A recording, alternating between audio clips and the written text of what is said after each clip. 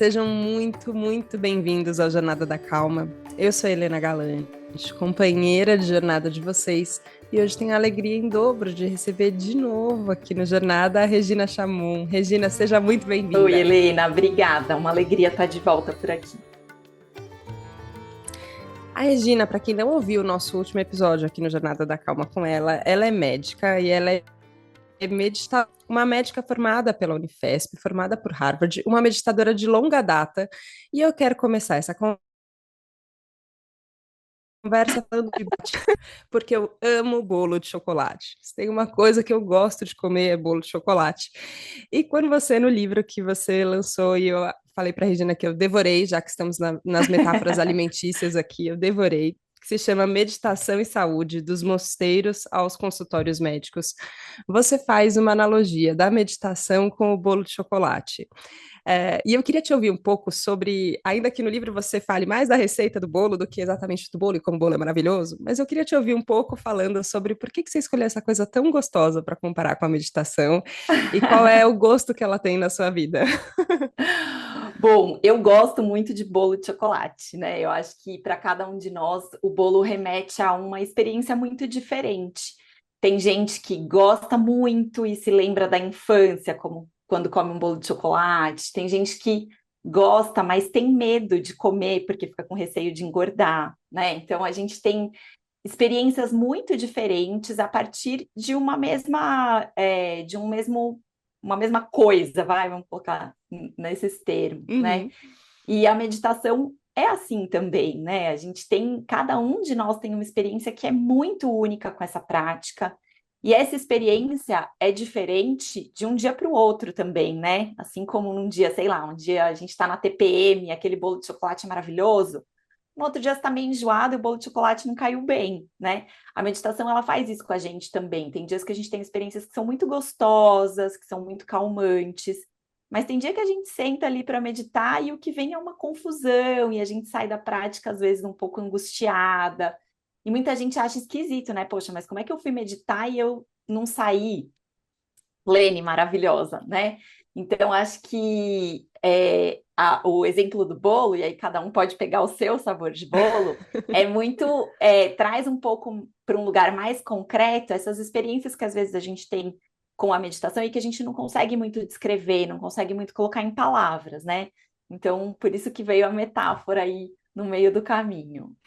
eu amei, e você vai construindo, ainda que o livro não seja um livro de instrução, assim, de eu vou te ensinar a meditar em 10 passos, né? Que às vezes também é o que a gente quer, uma coisa assim muito rápida, e você reforça muitas vezes, e para mim foi muito importante ler isso, o quanto é a prática que vai trazer os benefícios ou todas as possibilidades que hoje já são mais difundidas, mas também nem sempre a gente fala delas de maneira muito técnica e específica, o que eu também achei muito legal você trazer, porque como médica, e você fala também que acho que isso veio do seu pai um pouco, né? Tá, mas me prova, eu quero, eu quero um pouco um pouco não, eu quero muitos dados, eu quero entender como são essas comprovações, né, desses benefícios da meditação.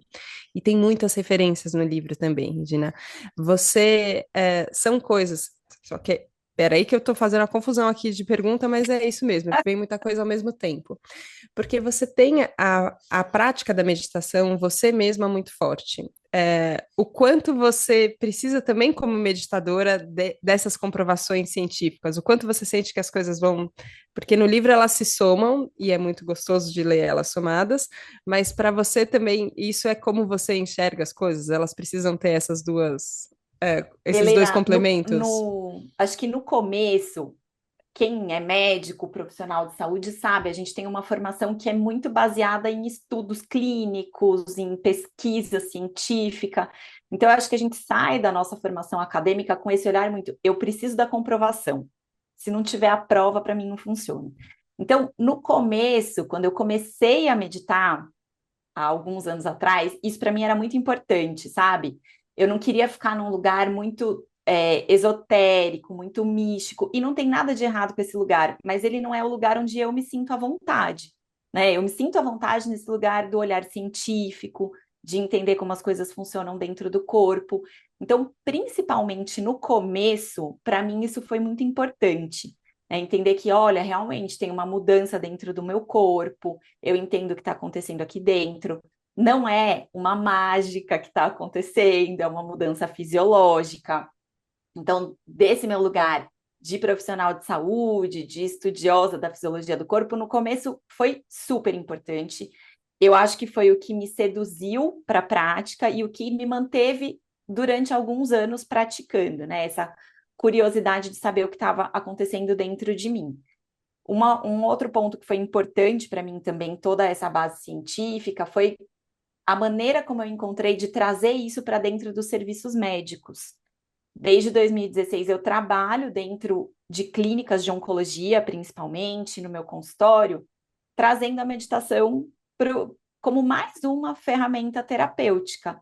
E isso só foi possível por essa linguagem científica, né? Se você está dentro de um ambiente de saúde e você não consegue falar nessa linguagem, é difícil das pessoas te entenderem, isso cria barreiras, cria resistências. Então, trazer essa linguagem científica me abriu muitas portas para trazer a meditação para o contexto da saúde. Hoje em dia, para minha prática pessoal, isso não é mais tão importante, né? Eu acho que eu consegui hoje encontrar um equilíbrio do que é mais sutil para o que é mais da ciência. E esse equilíbrio, para mim, hoje, ele é muito gostoso. Então, eu estudo muito a ciência da meditação, eu gosto de ler, eu gosto de entender, mas hoje não é isso que me mantém praticando. Vamos lá, porque o que que é meditação? Você traz uma, uma conceituação que eu fiquei de cara e falei, nossa, quase 300 episódios do Jornada da Calma, a gente já falou sobre meditação algumas vezes, e eu acho que eu nunca tinha entendido, assim, ó, se abrir o dicionário e falar o que que é meditação, para além da palavra, né, mas no significado prático, eu não sabia, para mim foi surpreendente. O que que é Tá. meditação, Rê? Vamos lá, então. Da onde que surge, né, essa conceituação da meditação?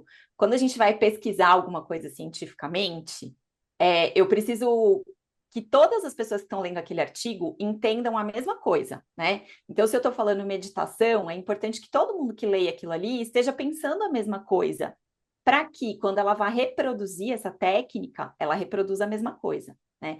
Então, você imagina que um artigo sobre meditação falou que meditação é bom para dor, para o controle da dor, né? E aí eu lá no meu consultório quero trazer esse benefício para o meu paciente, ou eu sou uma pessoa que vivo com dor crônica, com enxaqueca e quero meditar. E a técnica que eu faço é totalmente diferente da técnica do artigo. Eu não vou obter o mesmo resultado, né? Então, por isso que para a gente, quando a gente pensa na ciência da meditação, é importante a gente estar todo mundo na mesma página, falando a mesma coisa, né? Então, para a gente chamar uma técnica de meditação, você vai encontrar vários jeitos de fazer isso, mas um jeito que eu gosto, que eu sinto afinidade, é esse que está descrito no livro, né? Que é a gente ter realmente uma técnica. Então, não é que você senta, fecha o olho e alguma coisa acontece. Não, existe uma técnica, uma receitinha do bolo que a gente vai Uhum. seguir, um passo a passo que a gente vai seguir. Essa técnica, pelo menos em algum momento dela, você faz sozinho, né? Então não tem o tempo todo alguém te conduzindo. Pode haver no começo alguns minutos de condução, mas tem que haver um momento ali que é uma coisa que você faz com você mesmo. Você consegue sozinha executar. E essa técnica, ela tem dois itens principais. Um item que a gente chama de âncora, que é aquele ponto para onde você traz a sua atenção, o ponto onde você vai colocar seu foco. E isso é o que diferencia uma técnica da outra, né? Então, tem práticas de meditação que o foco é observar a respiração. Tem práticas de meditação que o foco é um som, um mantra, uma palavra. Outras técnicas é uma imagem. Tem técnicas que é simplesmente a gente observar o fluxo do pensamento. Então, tem uma diversidade enorme aí de âncoras que a gente pode usar. E tem um jeito de fazer isso, né? Eu acho que o pulo do gato está no jeito como a gente faz isso. Que as tradições milenares chamam de contemplar, a contemplação, que é a gente observar sem necessariamente precisar criar um juízo de valor, sem contar uma história sobre o que a gente está observando. Então, na ciência, a gente pode chamar isso de um relaxamento do nosso processo da lógica. Eu não estou pensando sobre o que eu estou fazendo, eu estou observando aquilo que eu estou fazendo. E observar para a gente, na nossa espécie, nos dias de hoje, é algo muito difícil, né? Porque a gente quer pensar, a gente quer dar uma opinião. Todo mundo tem uma opinião sobre tudo, uma crítica sobre tudo, e é muito difícil a gente se colocar nesse lugar de só observar, sem precisar interferir, sem precisar concluir nada, sem precisar saber se está certo ou se está errado, né? Então, esse treino de se tornar um observador, eu acho que ele é o grande treino da meditação. E o momento que a gente senta para praticar é o treino mesmo. Depois a gente vai trazendo isso para o nosso dia, vai trazendo isso para a nossa vida. E a gente vai ganhando essa habilidade mesmo, né? De muitas vezes apenas observar, não precisa fazer nada com o que você está observando, né? A gente tem essa Sim. ânsia de querer resolver, de querer fazer. Isso, Helena, me ensinou muito sobre como praticar a medicina, sabe? Porque na faculdade a gente se forma médico tendo que resolver tudo. Se uma pessoa chega na sua frente com um problema, você necessariamente tem que dar uma solução. E não é assim. Às vezes a gente não tem a solução. Muitas vezes a gente não tem a solução, né? Muitas vezes o que a gente está criando é um espaço seguro para aquela pessoa trazer a sua dor, o seu problema, e a gente vai observar. Você não precisa dar uma solução na hora. A gente vai observar, vai sentir o que aquela pessoa está sentindo, vai conversar juntos e a partir daí encontrar um plano de cuidado. Então, eu acho que a meditação ela não pode ficar só no momento da prática, ela precisa permear o nosso dia. Nossa, com certeza. Mas sabe que quando você usou essa expressão que tem no livro, né? Relaxamento da lógica, eu parei e falei, ops, acho que a minha lógica tá um pouco tensionada, né? Assim, a gente. E ela é muito estimulada sempre, né? E eu acho que isso é legal também, que não é, eu tenho um defeito, minha cabeça pensa demais. Não.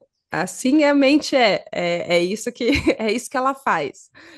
A lógica tá ali agindo dessa forma de uma maneira, mas você pode relaxar essa lógica.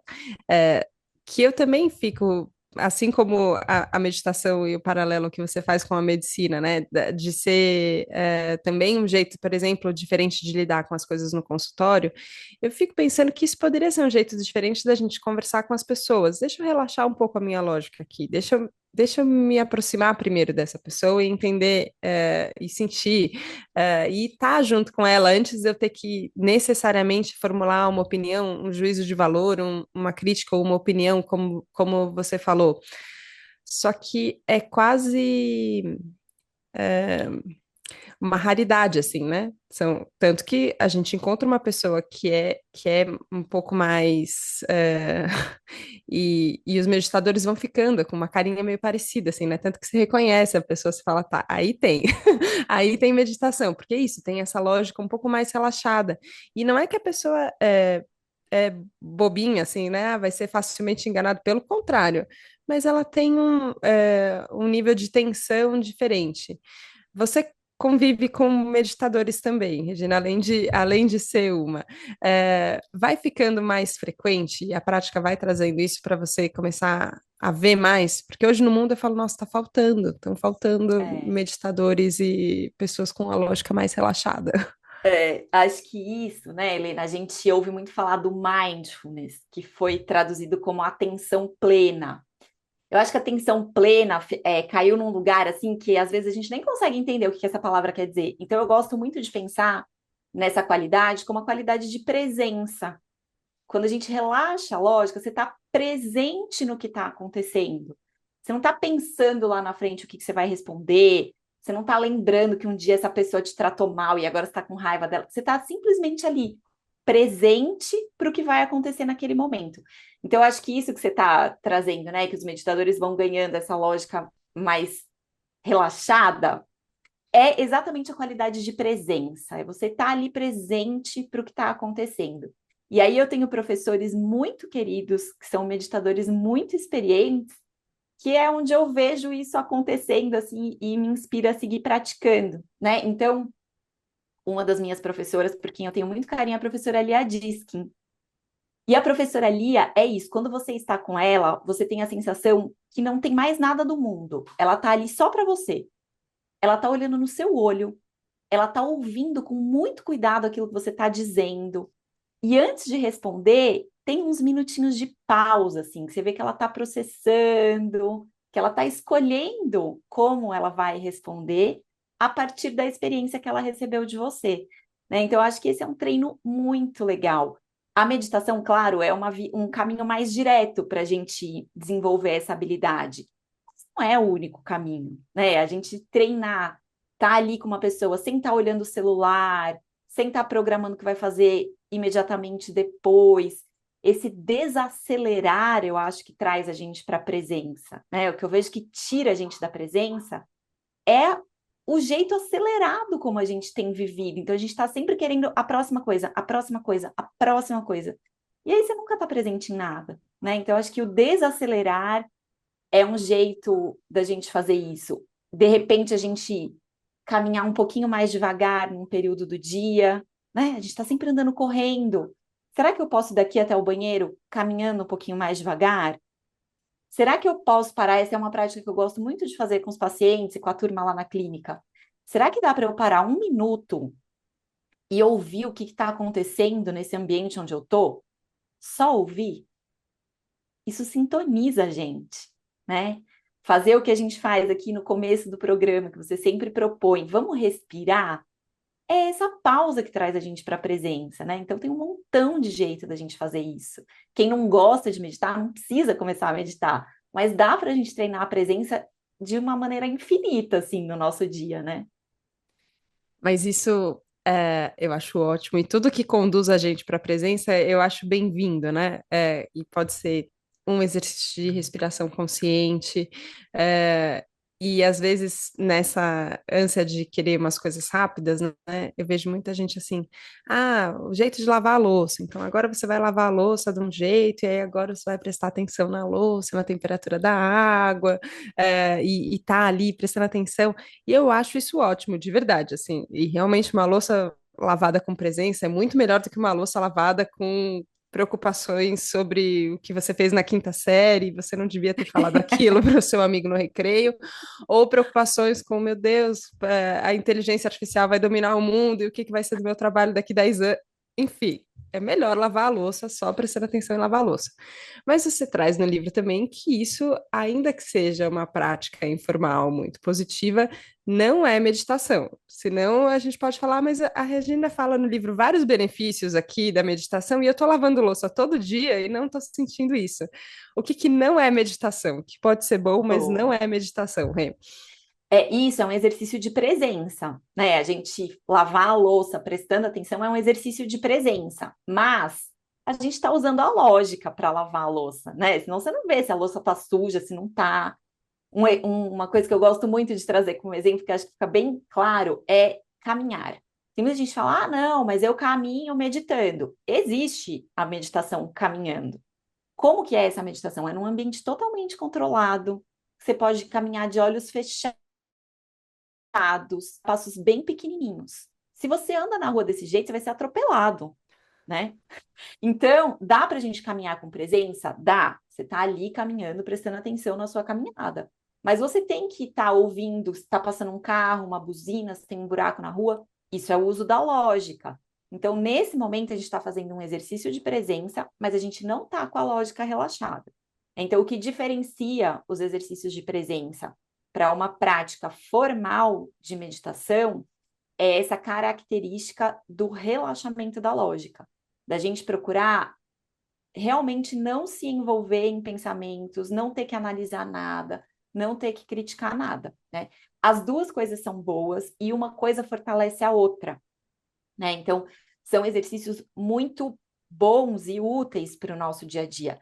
Mas, Helena, uma coisa que eu queria trazer aqui também, porque daí parece que a gente tem que viver a vida inteira com atenção plena, né? Ah, então tudo que eu tenho que fazer tem que ter atenção plena, não posso dar uma viajada aqui, não posso deixar minha cabeça devagar. Não, essa nossa divagação mental, ela tem uma função muito importante mesmo, né? É um modo de funcionamento da nossa mente que é o modo padrão, que do inglês é o Default Mode Network, que é quando a gente divaga. Então, às vezes você tá, sei lá, você está dirigindo o carro, aí sua cabeça dá, sei lá, você nem sabe onde ela tá, você não viu o que aconteceu no caminho, Você pensou que a semana que vem vai ter uma festa muito legal, que roupa será que eu vou? Poxa, ontem eu briguei com essa pessoa que eu gosto muito, podia ter falado de um jeito diferente.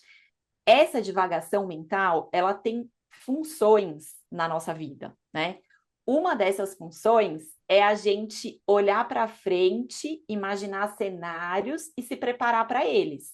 Maravilhoso, isso é muito legal. Outra função é a gente olhar para trás e aprender com o que já aconteceu. Também é maravilhoso. Eu gosto muito de usar post-it, sabe? Para me lembrar das Aham. coisas. Eu sou uma pessoa bem analógica, assim. Então, às vezes tem um post-it aqui na frente do meu computador, pagar a conta de não sei o quê. Essa divagação mental, ela também tem essa função do post-it. Às vezes ela lembra a gente de alguma coisa, né? Então, quantas vezes você tá... Comigo acontece direto, eu tô sentada ali na minha almofada meditando, e daí eu lembro, nossa, eu tinha que ter respondido fulano, né? É o post-it mental ali que tem a sua função.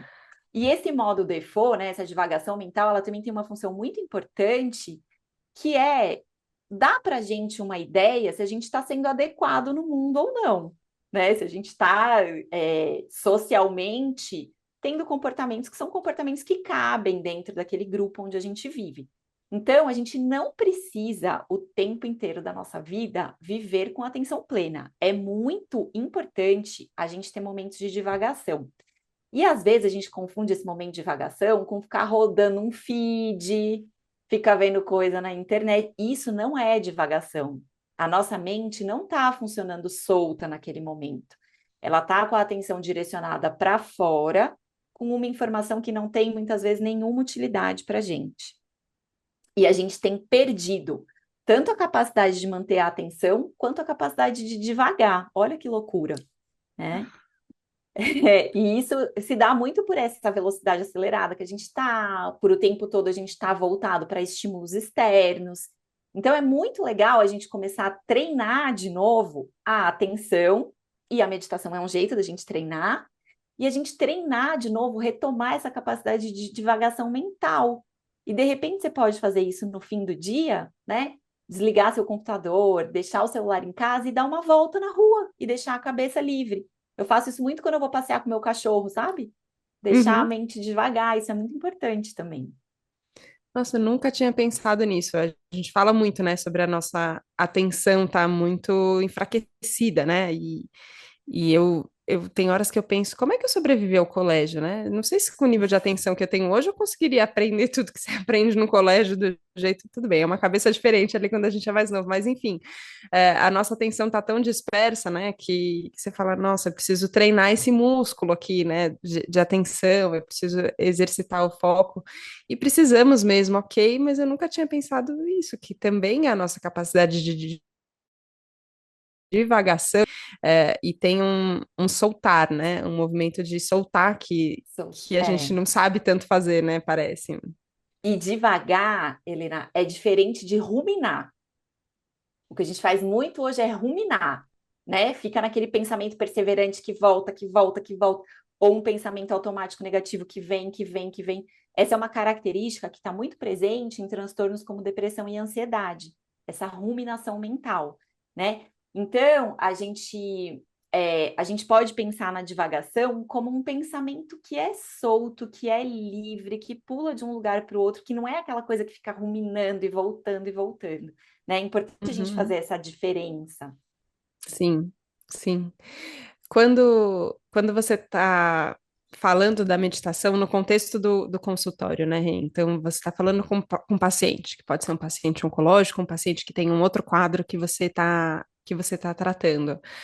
É, tem uma mentalidade, eu vejo assim, e até quando a gente conversou na Casa Clã Mama, a gente falou sobre isso, né? Sobre pacientes que às vezes encontram com o médico e falam, ó, mas você tá vivo, então agora a gente está cuidando desse problema aqui grave que está acontecendo, então todo o resto você não reclama do resto, você não tem direito de reclamar, a gente tem que tratar disso daqui.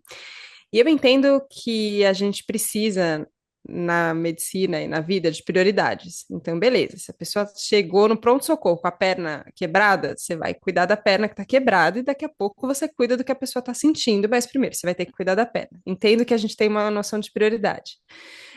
Mas parece que que isso que fica acontecendo com a nossa mente, ou a ruminação que vem, ou o pensamento que vem, parece que isso não é importante, parece que isso não afeta a nossa saúde.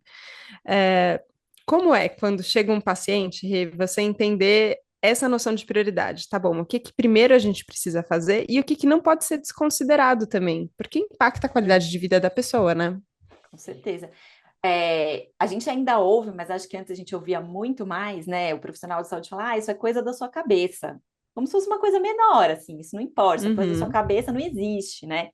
E realmente, tem muitas coisas que são coisas da nossa cabeça, mas o que está passando na nossa cabeça muda o funcionamento do nosso corpo. E essa é uma questão simplesmente bioquímica, né? O que a gente pensa gera ali no nosso cérebro um caldo de neurotransmissores que vai mandar para o nosso corpo mensagens que vão alterar toda a biologia, hormônios, substâncias de inflamação, e isso vai ter um impacto em como o nosso corpo funciona. Então, coisas da nossa cabeça são muito importantes, né? A gente não tem um corpo e uma cabeça, a gente tem uma unidade integrada que funciona toda juntinha, né? Mas realmente a gente precisa priorizar algumas coisas dentro de uma consulta médica. Então, para mim, Regina, uma coisa que importa muito é saber o que, que para aquela pessoa que está ali comigo é importante. Porque muitas vezes eu estou focada no colesterol alto, que eu sei que vai ter um risco cardiovascular, e a pessoa está focada na tensão muscular que está no pescoço dela. E aí não adianta eu falar sobre alimentação, porque o foco dela é outro, né? Ontem mesmo eu atendi uma moça e ela falou assim: Ah, eu tenho várias coisas e me mandaram aqui para você cuidar da minha fadiga. Mas o que está me incomodando nesse momento é essa coceira que eu tenho aqui, porque essa coceira não me deixa dormir. E assim, a fadiga tudo bem, eu tenho, mas é a coceira que me incomoda, né? Então, uhum, a gente precisa priorizar. Entendo que tem coisas urgentes, que são as coisas que a gente vai tratar no pronto-socorro. Um infarto, uma cólica renal, né? Uma pedra no rim, uma dor ciática. Essas coisas são urgentes, a gente vai tratar. Mas a grande maioria das condições que afetam a nossa saúde, elas são condições crônicas. E elas estão muito relacionadas com o nosso comportamento. Então, se a gente não consegue criar uma relação saudável com os nossos pensamentos, a gente não consegue mudar o nosso comportamento. E aí que vem a importância da gente olhar para isso em todas as consultas, do médico, do nutricionista, na aula de yoga, o educador físico, todo mundo que está envolvido com a saúde tem que olhar para isso. Por quê? É o modo como a gente vive. A nossa experiência no mundo, ela vem a partir do que a gente pensa, do que a gente sente, do que a gente experimenta, né? Então, eu considero que isso é algo muito importante. É claro que eu vejo é, interesses diferentes no consultório e maturidades diferentes para a gente trazer isso dentro de uma consulta. Então, também a gente precisa entender o que, que para aquela pessoa, neste momento, é importante. Outro exemplo, essa semana eu atendi uma moça que veio me procurar porque ela teve um diagnóstico de uma doença bastante desafiadora e ela queria começar a meditar. Maravilhoso. Mas na consulta eu entendi que ela estava num grau de ansiedade tão grande que naquele momento a nossa prioridade precisava ser um medicamento.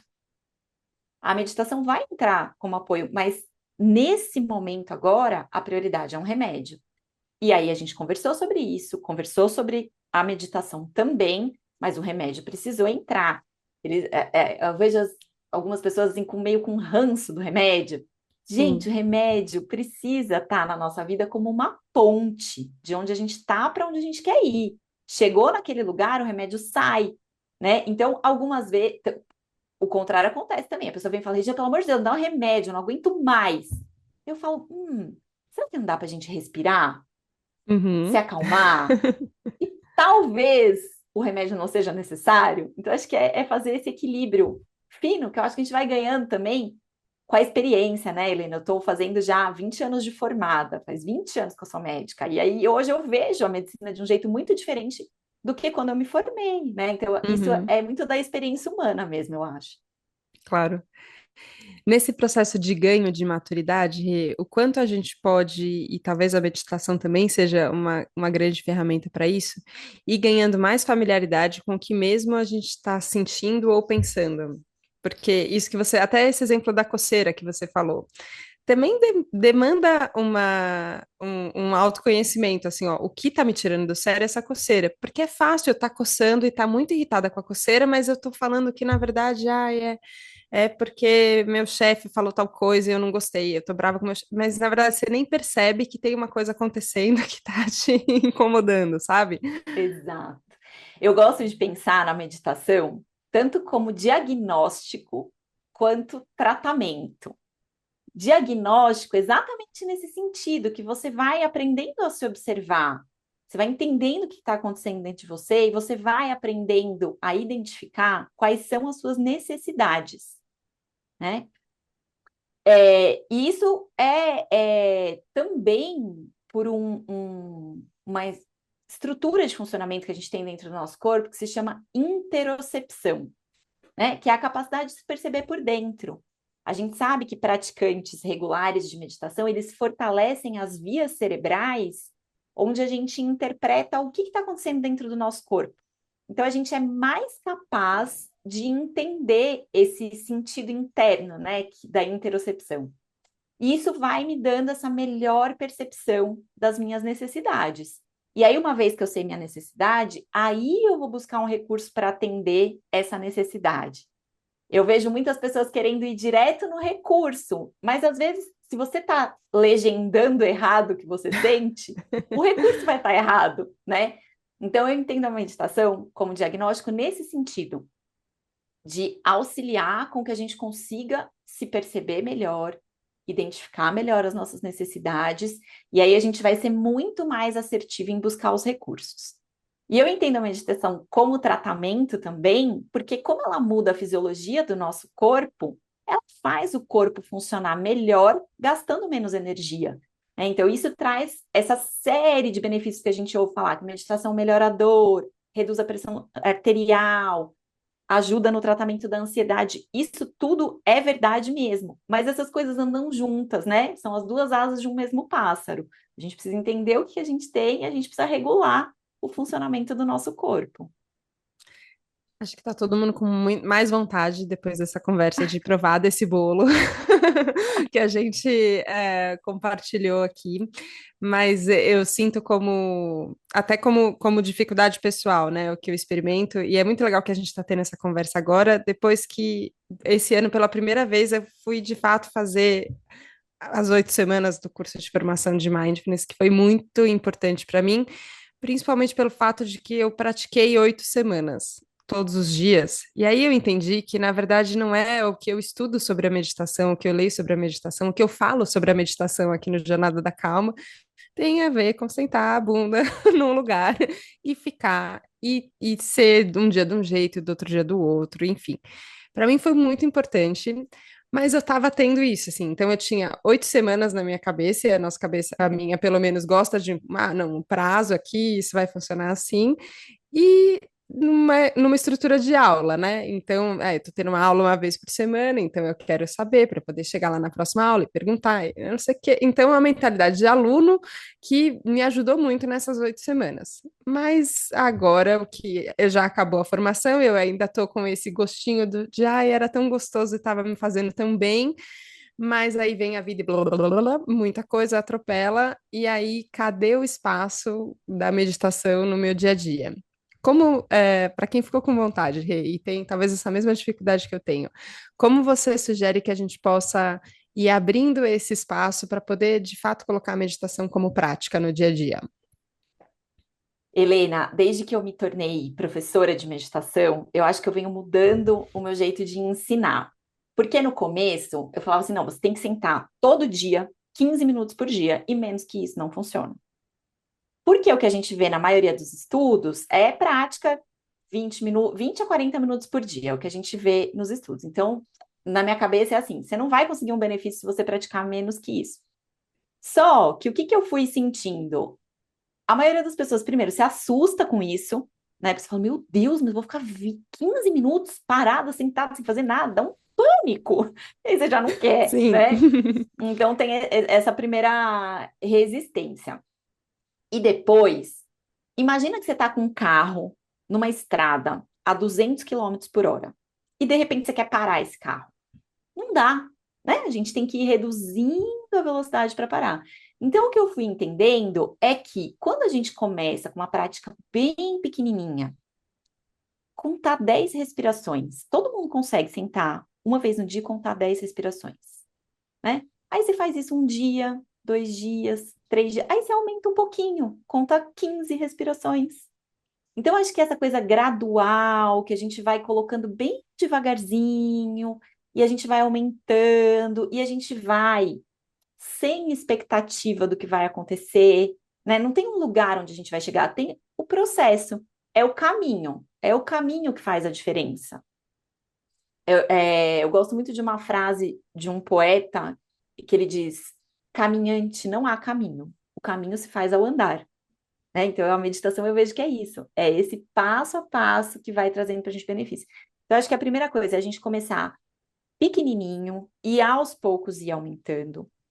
Isso faz muita diferença em você conseguir instalar esse hábito, essa rotina no seu dia. Outra coisa que ajuda muito é a gente ser gentil com a gente mesmo, né? Porque às vezes a gente se coloca ali um peso muito grande na prática da meditação. Ah, então eu tenho que fazer. E aí isso vem com uma carga que é muito ruim, né? Não, eu vou fazer porque é gostoso, eu vou fazer porque me faz bem, eu vou fazer porque, meu Deus, preciso parar 5 minutos do meu dia e só descansar aqui, ó, só ficar sentado, né? Então, a gentileza é uma outra coisa importante. E uma coisa que eu tenho sentido que faz muita diferença é a gente ter um grupo de pessoas com interesse comum, né? Porque apesar da meditação ser uma prática individual e é uma coisa que no dia a dia a gente faz sozinho, quando a gente tem um espaço onde a gente vai conversar com pessoas, trocar experiências, tirar dúvidas sobre a nossa prática, isso nos motiva a seguir praticando. Então, isso que você está sentindo, Helena, eu ainda estou com gostinho, é daquele grupo que vinha se constituindo uma vez por semana, que estava lá. E aí, de repente, isso vai se perdendo, né? Então, eu acho que ter o grupo, nossa, olha, amanhã vai ter, quero praticar, quero trocar ideias.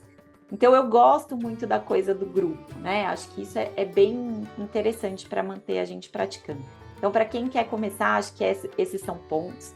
Para quem está ouvindo a gente é profissional de saúde e quer começar, eu acho que é muito legal a gente saber a fisiologia da prática, a ciência da prática. Para a gente isso é muito estimulante, né? Não é à toa que há anos eu dou cursos para profissionais de saúde mostrando isso, né? Tirando desse lugar místico e trazendo para um lugar um pouco mais fácil, mais na nossa linguagem do profissional de saúde. Então, para quem é profissional de saúde, acho que começar a ler artigos científicos sobre isso, fazer cursos com esse caráter um pouco mais científico, acho que ajuda muito também. E acho que é isso. Ai, que legal. E quem quiser te encontrar, Rê, onde você tá para poder saber mais? Tem o livro Meditação em Saúde, dos mosteiros aos consultórios médicos, mas também, enfim, se consultar com você, ter aula com você, como faz? Helena, acho que tem tudo lá no meu Instagram, o @doutorasanguebom, @DRA tem um link lá que tem agendamento de consulta, toda vez que eu abro o curso eu coloco lá. E também no podcast, no Desestresse, eu sempre, quando eu tô com turmas abertas para cursos, eu falo lá, e lá tem também bastante conteúdo, assim, sobre como esses temas impactam a nossa saúde. Então, acho que o Instagram, @doutorasanguebom, e o podcast Desestresse são as fontes mais fáceis da turma continuar ouvindo um pouquinho sobre isso. Ai, que delícia te ouvir, Rê. Queria muito, muito te agradecer por toda a parceria, por toda a inspiração, toda a prática que você traz. É sempre um prazer, é sempre um aprendizado. Estou muito feliz de ter você aqui de novo. Obrigada. Obrigada, Helena. Adoro estar aqui com você, adoro a gente trocar coisas na rede e fora dela. Obrigada pelo convite de novo. Obrigada a você que nos ouviu hoje aqui no Jornada da Calma também. Espero que você tenha gostado desse pedacinho de bolo que a gente te serviu e que você fique inspirado a, talvez, trazer ele para a prática no dia a dia e depois contar pra gente qual é o gosto que tem aí na sua vida também. Obrigada pela confiança, obrigada pela abertura e a gente se vê na próxima segunda, no próximo Jornada da Calma. Um beijo, tchau, tchau!